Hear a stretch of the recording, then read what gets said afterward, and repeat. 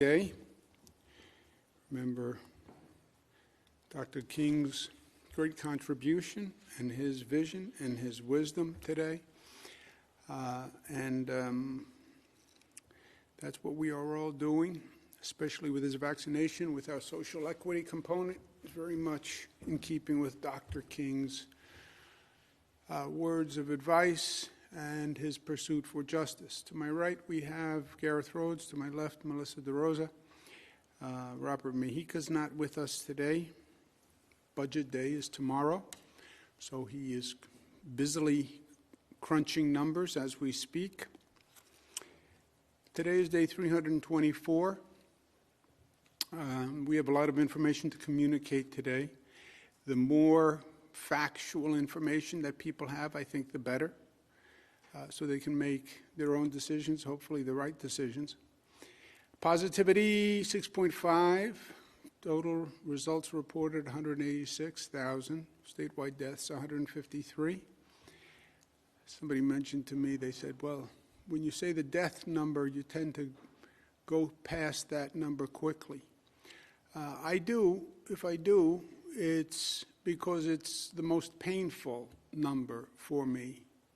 Every day, and that is number of people, number of families.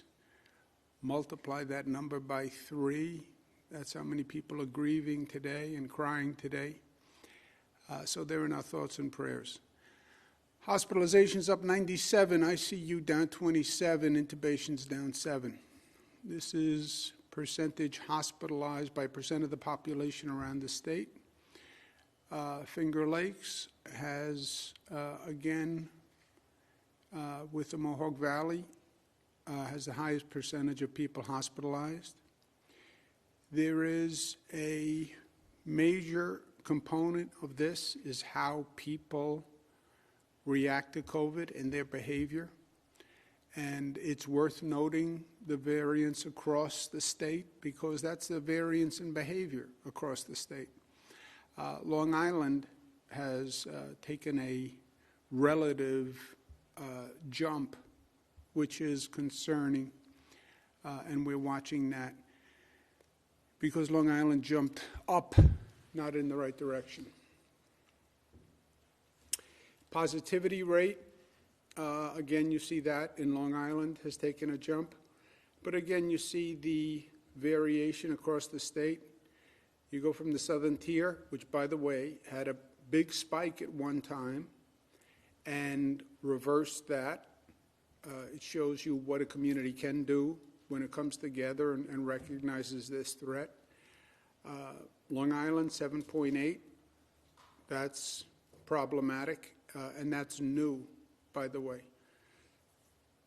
Within the city, the Bronx is the highest. Then we have Queens, then Staten Island. Bronx has been ticking up over the past few weeks, so that continues. We said that overall we're in a foot race between the vaccination rate and the COVID infection rate.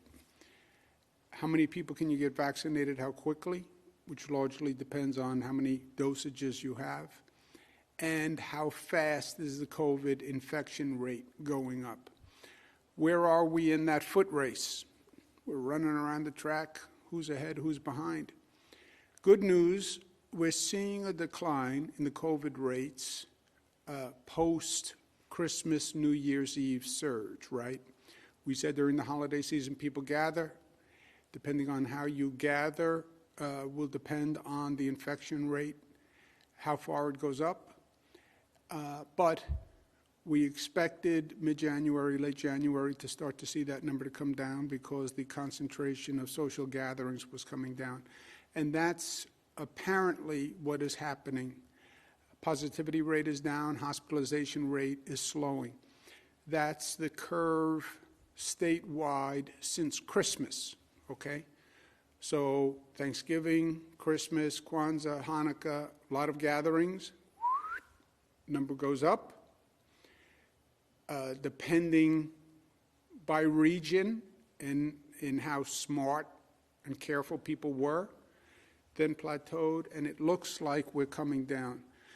So that's good news, relatively. These are the curves across the state. You see all a little different. Again, it shows the variance across the state. It's all reflective of community behavior. They look like, you put them all together, you have a mountain range. I still see mountains, different shapes. But they all went up, and they're all coming down, some at faster rates. Some went up higher than other places, and they're coming down at different rates. This is the hospitalization rate, and you can see, really you want to start at the bottom of this chart. Last November, we were 21 new hospitalizations, and then it started to tick up: 46, 82, 104, 131, 152, 164, 97, 165, and now it looks like it's reducing, and we're coming down the other side of the curve, 111, 48, 32, and we just hope that continues. Here's the issue. People have been a little loose with the discussion of a second wave. First wave was the spring. The second wave was not a holiday surge. Second wave originally came from the 1918 flu pandemic, which had one strain, and then after that strain, there was a second strain, and the second strain did more damage than the first strain. We have not seen a second strain. People started to call the holiday surge a second wave. It was a second surge. It wasn't a second wave. A second wave would be a new strain being introduced. That's what happened in 1918. That's what we are afraid we're seeing now. A new strain which could cause a second wave. That's what the UK strain is all about. CDC says over the weekend, we're afraid the UK strain will be the dominant strain in March. That would be a second wave because the UK strain is much more contagious than the first COVID strain. There's then a South African strain, which they're studying now and they're concerned about. There's now a Brazilian strain, which may actually be worse than the South African strain or the UK strain. Any of these three strains could be a second wave. If the CDC is right and the UK strain becomes dominant in March, that would then see an increased infection rate, and that would not be good. I still don't understand how the CDC and the federal government can project or anticipate an action but do nothing. If you know there's a UK strain, if you know there's a South African strain, if you know there's a Brazilian strain, why don't you do something? Why don't you stop those people from coming here? We went through this last spring, China to Europe to the United States. We then went through it with the UK strain. 120 countries banned people from the UK or required testing. The United States did nothing. Now they're talking about a South African strain, a Brazilian strain, but then why are you still allowing people to just fly into this country? And then it's too late. Once somebody comes from Brazil with a Brazilian strain, you're off to the races, and we know that. In terms of vaccination rate, the good news is more and more New Yorkers are getting vaccinated. We're over 1 million doses totally administered. Most people, overwhelming majority, of first doses, but 21 days later, people are starting to get the second doses. The healthcare system has ramped up aggressively, and we have been very aggressive in our efforts to have the healthcare system ramp up. This is a new activity. I understand that. But life is in the doing. And you see week 1, week 2, 3, 4, 5. Feels like we've been at it for a long time, but it's only been 5 weeks. But you have a tenfold increase in the number of vaccines that are being done. We still have uneven performance, not surprising, because you have hundreds of facilities doing this. And you have population differences, and you also have performance differences. Whenever you ask 100 facilities to undertake a new and challenging activity, some are going to do better than others. That's life. Not all facilities are the same, and not all regions of the state are the same. Vaccination performance is uneven, and this is in total hospital performance, local health department performance, et cetera. But you have a low of 65% in New York City. You have a high of 83 in the southern tier, 81 in the North Country. And then good news, Mohawk Valley, Long Island, Finger Lakes, Western New York. But you see the variance. If you look by region, which is, I believe, an important analysis, you can argue there are differences among regions of the state, different populations, different sizes, et cetera. Okay, let's look at differences within the region itself.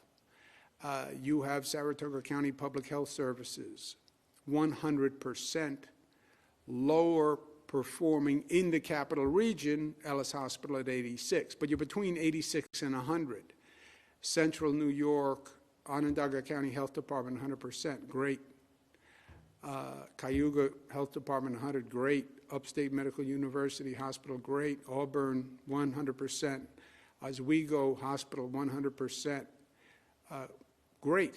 Krause, Oneida, Richard Hutchings, that is all great. But you have the Connect Care Pulaski, 28%.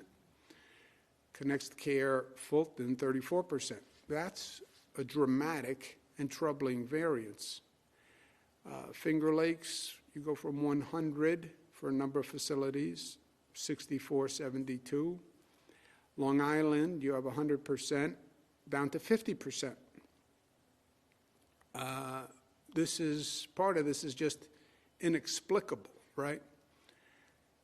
Mid-Hudson, number of facilities at 100%, and you go down to 26%.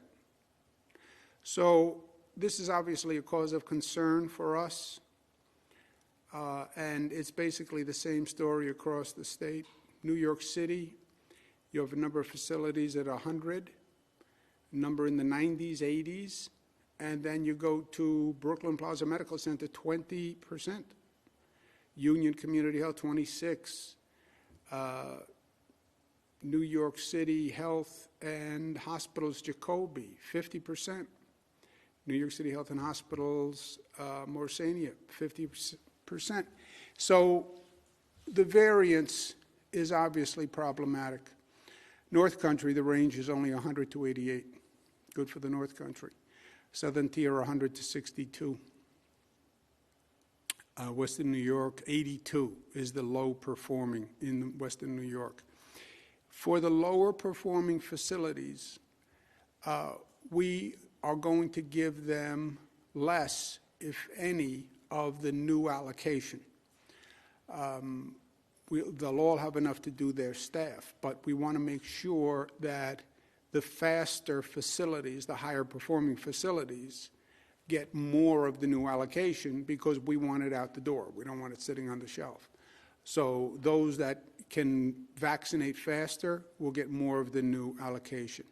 100% of the nursing home facilities have had their day one first vaccination. That is great news. I want to thank the partners who did this. This was a federally designed program, and the federal government contracted with these pharmacies. But this has been, getting 100% of the nursing homes done is a big deal. even there, you see, this is long-term care facilities, you see a variance in the number of staff, especially, that has been willing to be vaccinated. And sometimes the declaration rate in some facilities is double what it is in other facilities. We had set aside 225,000 doses for long-term care. 105,000 have been used. 120,000 remain. We're going to reallocate those that are unused in the long-term care facility program to the state program, but we'll make sure that the residents who want to take it and the staff who want to take it, we will reserve their doses. But any unused doses, we're going to reallocate to the main program. We've set up a number of state sites, which are large mass vaccination sites, which have been going well. We have 5 open, and we're going to open 8 additional mass vaccination sites this week. So that's good news. And we also have special efforts to make sure social equity is being performed. And we're reaching out to communities that have less trust in the vaccine to have interventions to speak to those communities about the facts of this vaccine and try to reduce the cynicism and the distrust. I spoke about that today in my King message to the National Action Network. We're also reaching out to the healthcare deserts, parts of the state communities that have fewer healthcare services. So we're reaching out through public housing, churches, community centers. We're opening pop-up vaccination sites in these healthcare deserts because they don't have the pharmacies, they don't have the hospitals, they don't have the doctor's offices. We're working with Somos Community Care and Northwell Health. I want to thank both of them for this partnership.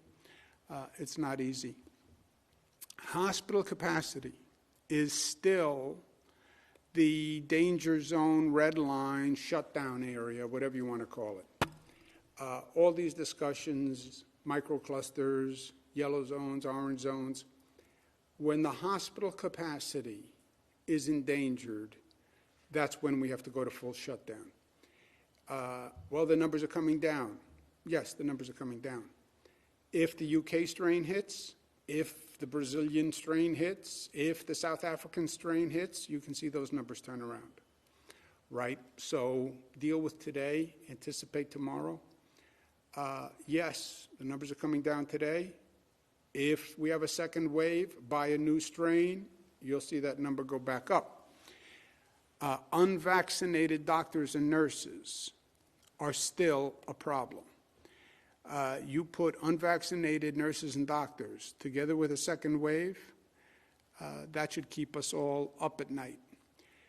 When we talk about hospital capacity, it's not that hospitals are running out of beds or equipment. Hospitals are running out of staff. That's what's happening. And if the staff gets sick, then the number of eligible staff comes down. That's what we're concerned about. That's why they were prioritized nationwide in receiving the vaccine.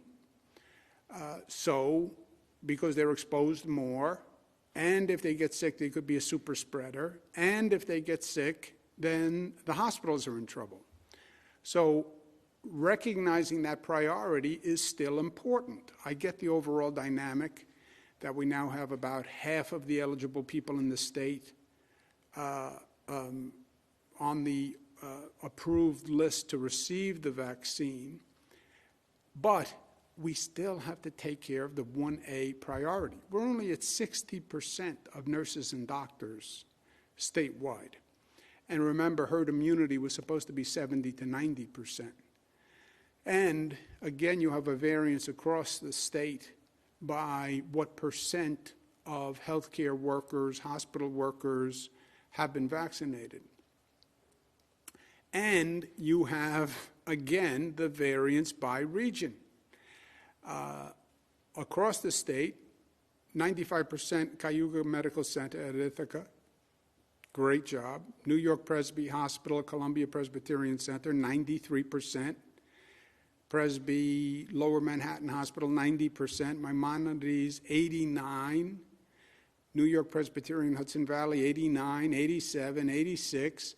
And then you go to 23, 27, 29 at Bellevue, 35 at Harlem Hospital, 36 at Brookdale, 36 at North Central, 38 at Lincoln Medical.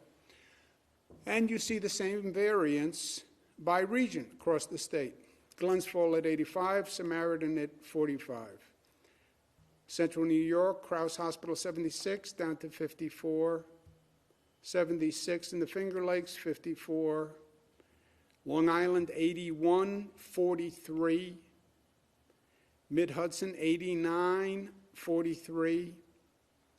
Mohawk Valley 69, 40. New York City 93, 27. Bellevue 29, Harlem Hospital 35.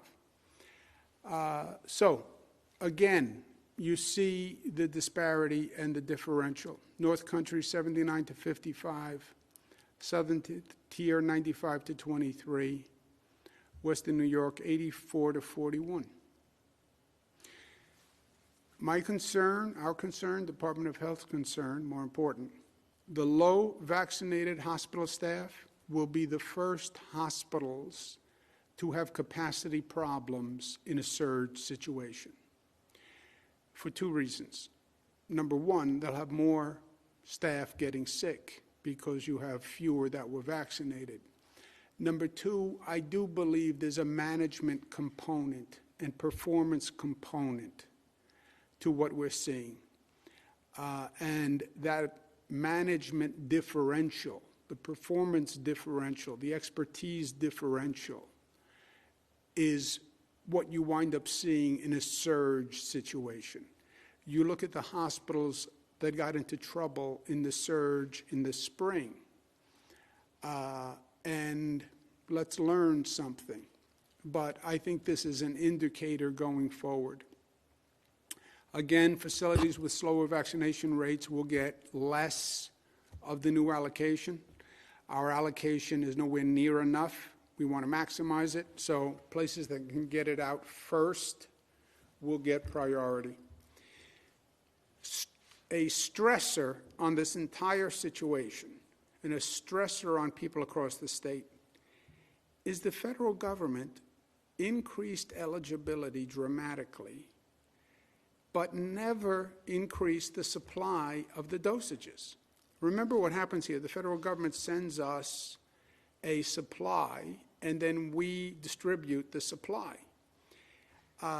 Trump administration announced last week that they were expediting the second dose to increase the allocations. Secretary Azar said all the doses that have been held in physical reserve will be allocated and sent. They then increased the eligibility to 65 plus and created this wave of expectation. They said there would be more supply to meet the wave they were creating. That was not true. And now they did a total 180 on whether or not there's going to be any more allocation. And as a matter of fact, they say there's not going to be any more allocation. And when you look at what we've been getting, it hasn't gone up. If anything, it went down. We had 169 the first week. We went up to 466, 273, 239, and 239. So there was no increase. But there was this tremendous increase in eligibility. So now you have 7 million New Yorkers chasing 300,000 vaccines a week. At that rate, it would take 6 months. The 300 goes down to 250. Now you're talking about 7 months to get the 7 million vaccinations done. Why did you raise that expectation? You tell me I'm going to be eligible for a vaccine. Great, I'm all excited. By the way, it's going to take 7 months to get to you. 7 months is a lifetime. So I'm not really eligible if there's no supply. It was a fraud. And you told me I was eligible, but you don't have a vaccine for me. What was the point of it? I sent a letter to Secretary Azar that said, look, the problem was created by the federal negligence in the first place. You learned nothing. The handling of the vaccine has been incompetent up until now. And you actually increased the damage and anxiety by lying to the American people about what you were going to do. And you made a bad situation worse. You know, public confidence is very important now. And they created public chaos by this situation. The federal government is in control of the supply. They must increase the supply. Approve Johnson & Johnson, expedite that, buy more Pfizer, buy more Moderna, buy more Oxford AstraZeneca. Do whatever you have to do to increase the supply. As a state, we're trying to do everything that we can. I sent a letter to the Pfizer Corporation today. Pfizer is technically not bound by any federal agreement because they did not get engaged in what the federal government called Operation Warp Speed, where they gave money to drug companies to expedite the vaccine. Pfizer is a private company. They produced it on their own. They can do what they want with it.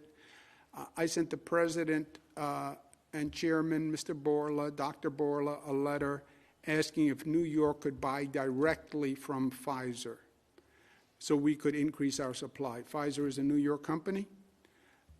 They are headquartered here, and I sent a letter asking for if New York could buy directly from Pfizer. Wednesday is Inauguration Day. I was planning to go to the inauguration. I'm not going to go to the inauguration.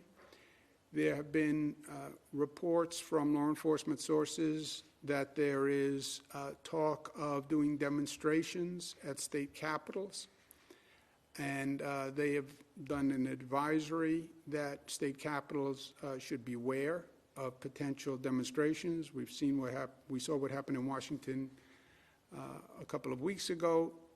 We have made preparations here. We have the state police who have been making preparations. We have police officers on standby. I think that my place is to stay in New York State. Given this possible circumstance. I have no problem asking our public servants to step up when the time is required. If it's a hurricane, if it's a flood, if it's 7 feet of snow in Buffalo, if it's Superstorm Sandy, or if it's possible large-scale demonstrations. But when I do that, my personal inclination is I like to be there also. I'm a little old school. I don't like to ask anyone to do anything that I'm not willing to do. So when I call them up to go shovel 7 feet of snow in Buffalo, I go shovel 7 feet of snow in Buffalo, or as much snow as I can shovel. So if there's a possible situation here at the Capitol, I'm going to be at the Capitol. That's my place. I'm governor of New York, and I want to make sure that I'm here if I need to be here. I sent my best wishes to President-elect Biden. He's a good friend, and it's going to be a great day. And many members of his team I've worked with for many, many years. So I chatted with them this morning, and they understand. But everyone makes their own decision, and people of the state of New York elected me governor, and I think the governor should be here on this day. Last point. How about them Bills on Saturday? That was just a huge game, and it was a huge win. Congratulations. We've also used the playoff games to test a reopening strategy using testing. We did 7,800 tests before the game, only 1.4% positive. So it was a great game. It was a great result. And I'll tell you what was really beautiful, not just the victory, but afterwards, the Buffalo Bills fans donated to Lamar Jackson's favorite charity after an in-game concussion. What a beautiful gesture by the people of Buffalo, the Buffalo fans. And that's what I mean when we talk about New York loving, right? We had New York tough, yeah, but tough is not just tough. I know that's what people think about New Yorkers. It's smart, it's united, it's disciplined, and it's loving. And that was Buffalo Bills fans being loving, and I appreciate it. Operator, let's take questions, please. Thank you, Governor. If you'd like to ask a question, please use the raise hand function at the bottom of your window. We'll take a brief moment to compile the Q&A roster.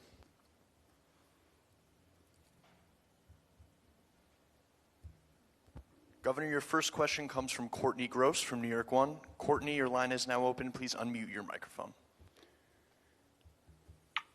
Hi, Governor. How are you? How are you, Courtney? Long time. Yes, I'm well. Thank you. So you called out New York City hospitals specifically. Seemed like there were a lot of low performing in terms of getting their staff vaccinated as well as getting their patients vaccinated. And I know a few weeks back you talked about potentially fining hospitals. What is the status of that? Could these facilities see any more so-called, I'm using air quotes here, punishment besides not getting new shipments of vaccines? Courtney, you're from New York City, so you say I called out New York City. The Buffalo reporters will say I called out Buffalo. The Capital District reporters will say I called out the Capital District. I did the same thing at the briefing before. I didn't call out anyone. I gave New Yorkers the facts. Here are the statewide numbers. Here are the regions by numbers. This is how many allocations. Of their allocation, this is how many vaccines they've done. Of their allocation, this is how many of the nurses and doctors hospitals have done. Here are the high, here are the low. Here are the high, here are the low. And I did that for every region in the state, right? So there was no selectivity among regions. These are important allocations, and we want to make sure everyone is doing everything they can to get them out as quickly as possible. Number two, there is no negative consequence if you are a slower performing facility then of our precious new allocation, we wouldn't send it to the slower performing facilities, right? Once you know that some facilities get it out right away and some facilities take longer, you would send the precious few allocated dosages to the facilities that get those vaccinations performed faster. That's just common sense. Government doesn't have to be devoid of common sense, right? So it's common sense by government. Give those who vaccinate faster more of the new allocation. That is, we did not fine, we did not take any negative action. We have no evidence of misappropriation by these facilities. If we did, that would be a different situation. It's just a variance in performance. And I think it is worth noting, and I think it will have other consequences in other areas, but just for the vaccines, give the new dosages to the faster, higher performing facilities. That's the only action. Operator, next question. Did you have a point? No, I would just add that it makes sense because if you have allocation remaining, then you don't need the new allocation that's going out, and the other hospitals that are faster can get more out the door. So they would have remaining that would then spill over. And this is a conversation that we've had with local governments across the state, and we've found overwhelmingly that they agree with this, including New York City. Yeah, Courtney, that's a good point. If you only did 60% of your vaccines, by definition, then you have allocation left over, so you don't need more. Next question, please, operator. Governor, you now have Stacy Sherman from Bloomberg News. Stacy, your line is open. Please unmute your microphone. Hi, Governor. How are you? Good, Stacy. How are you? Good. With regard to Pfizer, can you tell me, that would be a first, right, for a state to buy directly from a company for vaccines? And how many do you plan to buy? What cost? It would be a first. Pfizer has only sold to the federal government. Look, my job as governor of New York is to pursue every avenue, and that's what I'm doing. If Pfizer were to agree to sell, then we'd have that conversation. But first things first. First, they have to agree. Next question, operator. Governor, you now have Nick Reisman from Spectrum News. Nick, your line is open. Please unmute your microphone. Hey, Governor, can you hear me? Yes, sir, Nick. How are you? I'm well. Can you provide more detail of the unused doses from the long-term care facilities that are going to be redistributed? I might have missed this, but how many doses are going to be redistributed, and where specifically are those going to be allocated, and why were they unused? Was it just a matter of too many doses were sent? I'll ask Gareth to give you more specifics. This was a federally run program. They set aside the allocation for these facilities. Also, you did have a high, well, I think higher than expected rate of declination by staff. And when we say we're going to reallocate, we're going to leave that program with everything they need to do any possible staff or residents who have so far declined or who need it. But then anything that's not needed by that program, we would reallocate. But I'll ask Gareth to give you the numbers. That's exactly right. So there is, for the long-term care facility program, 611 facilities enrolled in this program. There's 140,000 approximately, 140,000 nursing home staff, approximately 85,000 residents. So that's why 225,000 doses were reserved for this program. Now that the program consists of 3 clinical days, the first clinical day, all the residents are offered a first dose, and a portion of the staff are offered a first dose. Clinical day 2, the residents that got dose 1 on day 1 get dose 2. The remainder staff are offered dose 1. And then clinical day 3, you offer second doses to everyone who got a first dose on clinical day 2. And so the clinical day 1 is now completed. We have used about 105,000 doses out of that 225 that were reserved. They were not delivered to New York, they were reserved for us.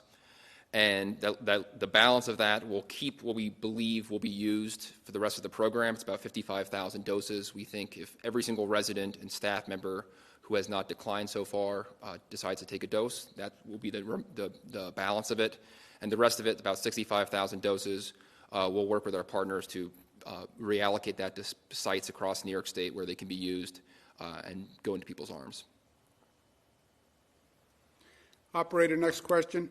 Just so we're all clear when we talk about allocation, federal government sends us a number. We distribute that number by percent of population across the state. So Western New York gets its percent by population. North Country gets its percent by population.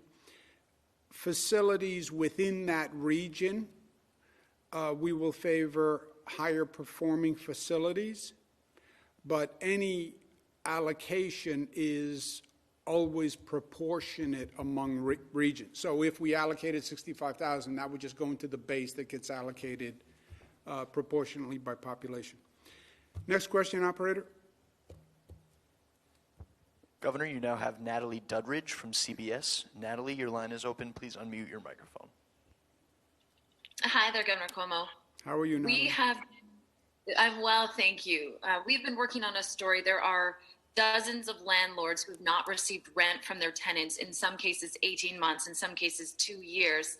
These are issues that started well before the pandemic, but even though judges have even issued eviction warrants. They've been put on hold due to the eviction moratorium, and even the marshal's and sheriff's office won't execute them. Now, these are cases where tenants, they're partying, they're even destroying property, and they still cannot be evicted.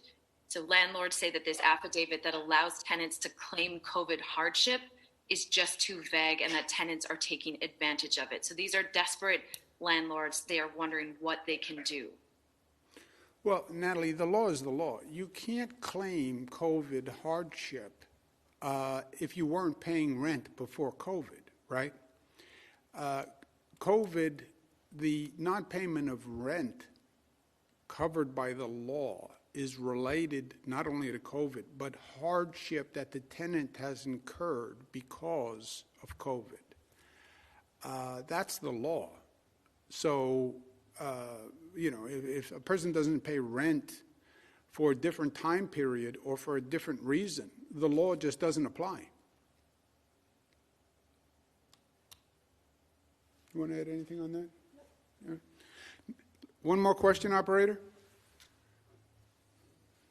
Governor, your last question comes from Juliet Papa at 1010 Wins. Juliet, your line is now open. Please unmute your microphone. Hey, good morning, Governor. How are you? How are you, Juliet? I'm fine, thank you. My question involves the strains that you're concerned about. Is there a different kind of test? How would you identify that, and what's the process? Does it take longer to identify people with the strains here in New York? Good question. And again, Juliet, when you talk about possible nightmares, this is like one of the big possible nightmares, right? Because we've been talking about this foot race between vaccinations and the infection rate, and we have the infection rate now coming down, vaccination rate going up. That's good news. Yeah, except if you have a second wave. What a second wave really means is a new strain. You already have the UK strain. Now they talk about a South African strain, a Brazilian strain. There's limited information on the Brazilian strain. There's conflicting information on the South African strain. They say the South African strain is as contagious as the UK strain, which is much more contagious than the current COVID-19 strain. There's different opinion on whether or not the South African strain is more lethal. The UK strain supposedly is not more lethal, but it is more contagious, and that's what the CDC said is going to be a dominant strain by March. We do test for these strains. We have found nothing besides the UK strain so far in New York. The tests are more elaborate because they have to do genetic sequencing. It takes the CDC something like 2 weeks to do a test, single test for the UK strain. We do it in about 40 hours at our state lab. I don't know how long the tests take for the Brazilian strain or the South African strain, but I know we're doing those tests also, and we haven't found either of those yet. The absurdity to me is, if you know it's out there, and that's why it's called the Brazilian strain, why are you letting people from Brazil fly here? South African strain. But then why are you letting people from South Africa fly here? I mean, once you say those words, why don't you do something about it, right? Common sense. What happened to common sense? I thought you were going to mention, Juliet, that the letter to Pfizer is the exclamation point in your question from last week, which was, can we buy directly? And I said we've been pursuing all options. I put it in writing for you. I'll see you guys tomorrow. Have a good day. Happy Dr. Martin Luther King Day.